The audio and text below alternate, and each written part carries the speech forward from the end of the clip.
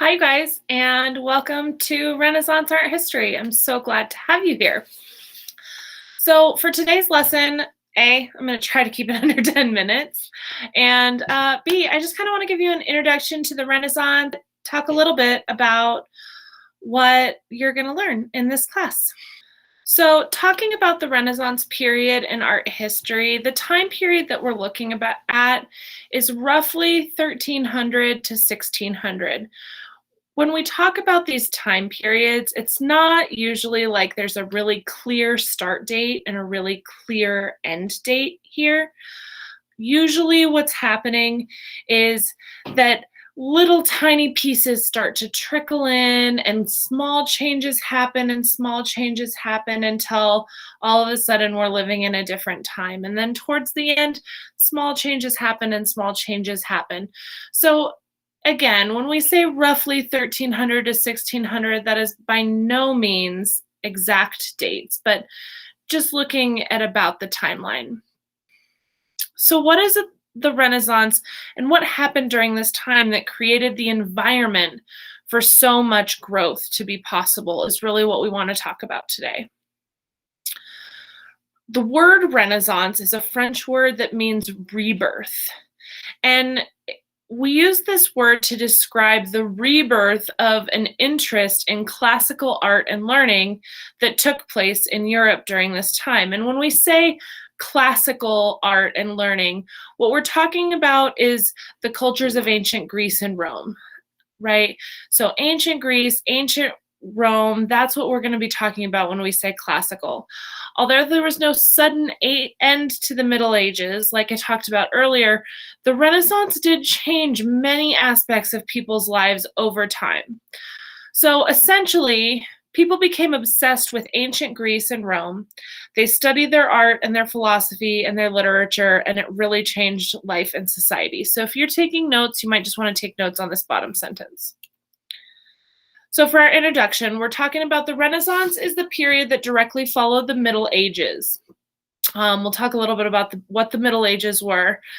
We see a renewed interest in classical learning and the values of ancient Greece and Rome. We're going to see political stability and growing prosperity. So instead of a bunch of war, what we're going to see is some stability and people making a lot of money. We're going to see new technology, things like the printing press, exploration of new continents, and astronomy. And we're also going to see a flowering and a repopularization of philosophy and literature and art. Those things become very, very important to people. So what were the Middle Ages? They're sometimes referred to as the Dark Ages or the Middle Ages, and they were kind of a time of war and ignorance and famine and plagues like the Black Death. Essentially, civilization degenerated after the fall of the Roman Empire. And a lot of these things helped set the stage for the Renaissance. I mean, for one thing, so many people died of the plague that where there might have been 4 wool merchants who were selling wool that would be spun to make clothing, 3 of those guys might have died, leaving just one guy. And so he took over everybody's business and then all of a sudden made a lot of money because now he was the only one selling wool. And that's just an example of one of the things that could have happened. If there might have been 4 dressmaking shops, 3 of those people might have died, leaving just one dressmaker, who then became very busy and had to hire people. And what we see is the rise of the middle class and people having more money. Another thing about the Middle Ages is that it was very, very much controlled by the church. And we'll talk about that some more as well. So the style of painting, sculpture, and decorative arts that are identified with the Renaissance started in Italy in the late 14th century. So we're talking 1300s. Always remember that the 14th century is the 1300s. So we're talking late in the 1300s. So I'm thinking like 1380-ish. But some of these big changes started to happen even in like 1280. And it reached its zenith, its peak, the biggest and most badass that it was going to be in the late 15th and early 16th century. So again, we're talking about the late 1400s, early 1500s, right? And then by the end of the 1500s, the Renaissance was kind of over and some other things were happening. One thing that I want you to realize about Renaissance Italy is that when we talk about Italy today, we talk about one unified country. But during the Renaissance, it was not that way. It was actually a bunch of smaller city-states. Any of you who took my Greek art history class should be pretty familiar with that, in that each of these, you can see on this map, we've got the Kingdom of Naples down here.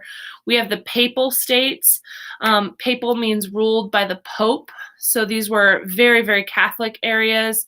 There's the Republic of Siena down here. We have the Republic of Florence right here, which is really kind of the epicenter of all of this. We have Venice up here.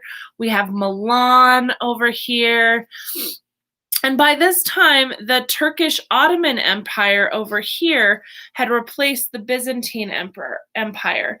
And that's kind of important because we had these traders from Venice coming down here, and a lot of the super important texts from the Roman Empire and the Greek Empire, those were located in the Ottoman Empire. So we had travelers from Venice going down to the Ottoman Empire and searching out and finding these ancient texts from Greece and Rome.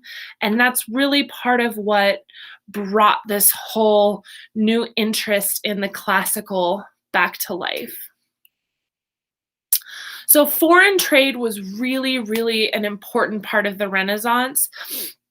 And it made many Italian merchant families very, very wealthy. So all of this money was what led to the Renaissance, and the ability for them to pay these painters and architects to create these beautiful things. They needed money, and some of this money was created by foreign trade. These families became patrons. So a patron is someone who kind of hires their own family artist who does all the art for them. And they commissioned great paintings. They did sculptures and architecture. And during the Renaissance, as these people were looking back toward ancient Greece and Rome, they saw the realism in the sculpture and a revival of contrapposto. And they really advanced the Renaissance style, which showed a lot of nature and depicting people's feelings. Another important thing that was happening right now was discovery and exploration of new continents. So in the late Middle Ages, merchants and crusaders brought back goods and ideas from the East. And that's part of the way that they were reintroduced to this classical learning that had been preserved in the Byzantine Empire. They also came to read classical works that came from Muslim scholars. So a bunch of people in the East had been saving all these documents and books from the classical period, and those became very, very valuable to especially people from Italy. The new system of astronomy was another giant change that happened. So they moved from the Ptolemaic solar system, which was a solar system that had the Earth at the center with everything else moving around it, and they moved to the Copernican solar system model, which is the more modern solar system model that acknowledges the sun as the center of the galaxy. Another huge thing that changed the world was the invention of the printing press.